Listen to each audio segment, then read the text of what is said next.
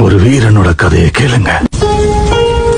சூத்திரதாரியின் சூதனை எரித்து அகங்காரனின் நெஞ்சை கிழித்து மாயாசுரனை நிர்மூலமாக்கும் துரையாய் நொந்து வென்றவரின் பரவசத்தை சுமந்து வந்தாள் ஒரு மகாதாய். எரியும் தீயினில் பொழியும் மழை போல் சாவின் வீட்டினில் காரனை வென்றவன். ஆணவத்திற்கு எதிராய் கிளர்ச்சி ரூபத்தில் லங்கேஸ்வரனுக்கு எதிராய் வெள்ளேந்தி நின்றான்.